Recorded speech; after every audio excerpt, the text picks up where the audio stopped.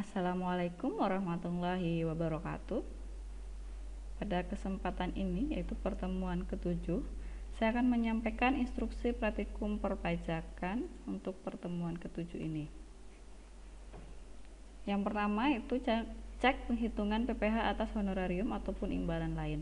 Jadi teman-teman di pertemuan ke-6 sudah melakukan perhitungan PPh atas honorarium atau imbalan lain, nanti dicek kembali. Kemudian yang kedua, pengisian bukti potong, dan yang ketiga meringkas PPh pasal 23 atau 26. Yang keempat biasa mengisi SSP, dan yang kelima adalah pengisian SPT masa Agustus 2017 untuk PPh pasal 23 atau 26. Ya, langkah pertama tadi yang sudah saya sampaikan yaitu cek kembali lembar penghitungan PPh atas honorarium atau imbalan lainnya. Tujuannya adalah nantinya untuk pengisian bukti potong, ringkasan, kemudian SSP dan SPT atas PPh pasal 23 atau 26. Jadi dari lembar penghitungan yang sudah teman-teman lakukan pada pertemuan ke-6, soroti khusus PPh pasal 23 atau 26. Kemudian setelah transaksi ini masuk PPh pasal 23, transaksi ini masuk PPh pasal 26. Nah, sudah diidentifikasi tersebut, kemudian lanjutkan pada pengisian bukti potong. Saya bantu di sini untuk pengisian bukti potong PPh pasal 23 terdiri dari yang pertama KAP Kurniawan dan rekan. Nanti untuk nomor bukti potongnya bisa diisi 01-P3_23_08_2017. Kemudian bukti potong yang kedua atas nama CV Mekanika Raya. Nomornya adalah kelanjutan dari KAP yaitu nomor 02. Bukti potong yang ketiga atas nama PT Perdana dengan nomornya yaitu 03.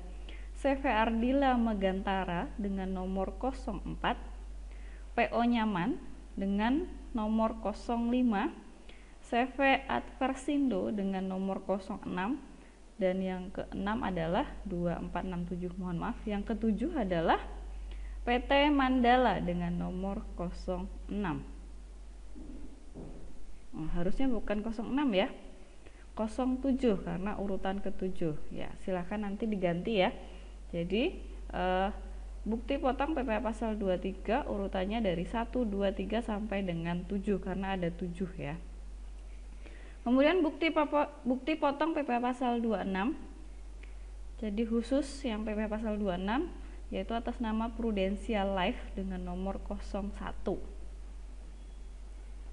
Bukti potong bisa diisi pada buku 1 mulai dari halaman 109. Jadi nama-nama tadi bisa diisikan di buku 1 mulai dari halaman 109. Kemudian daftar bukti pemotongan bisa teman-teman isi untuk PPh pasal 23 yaitu pada buku 1 halaman 119. Jadi instruksi pengerjaan praktikum pertemuan ke-7 sedikit lebih ringan dibandingkan pertemuan ke-6 karena dasarnya adalah pertemuan yang ke-6. Selanjutnya mengisi ringkasan PPh pasal 23 atau 26 berdasarkan perhitungan PPh atas honorarium atau imbalan lainnya yang sudah teman-teman lakukan pada pertemuan sebelumnya yaitu pertemuan ke-6.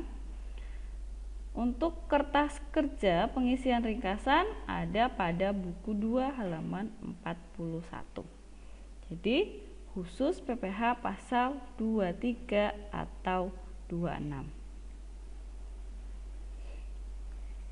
Langkah selanjutnya adalah pengisian SSP surat setoran pajak untuk PPh pasal 23 atau 26.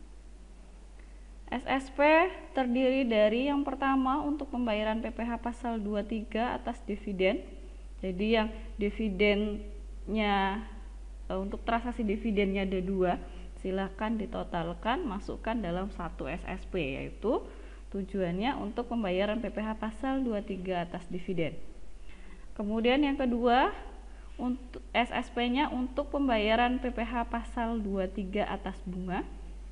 SSP yang ketiga untuk pembayaran PPh pasal 23 atas sewa dan hadiah. Kemudian SSP yang keempat untuk pembayaran PPh pasal 23 atas jasa konsultan dan lainnya. Jadi teman-teman perhatikan di sini tidak hanya jasa konsultan tapi juga jasa-jasa lainnya. Ketika ada transaksi jasa, maka masukkan dalam satu SSP ini. Yang kelima yaitu untuk pembayaran PPh pasal 26 atas premi asuransi. Oke, nanti diperhatikan untuk SSP-nya. Kemudian diisi SSP ini pada buku 1 mulai halaman 104. Jadi silahkan cek buku 1 mulai halaman 104, diisi berdasarkan keterangan-keterangan yang ada di slide ini.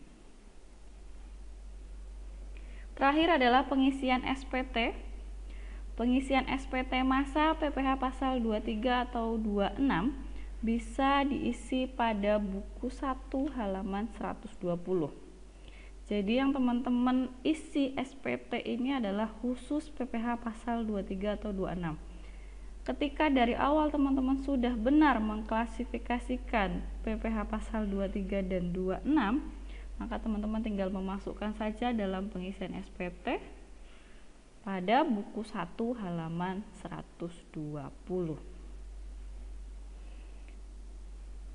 Oke, untuk praktikum ini saya mohon buku praktikumnya bisa dikumpulkan pada hari Sabtu 14 November 2020 dengan harapan nanti ketika masa UTS saya bisa koreksi. Jadi teman-teman yang sudah kerjakan mulai dari pertemuan 1 sampai dengan pertemuan 7 itu bisa mengetahui kebenarannya, di mana benar, di mana salah, sehingga ketika melanjutkan praktikum perpajakan setelah UTS bisa dimulai dengan yang benar. Gitu ya, tidak melanjutkan yang keliru.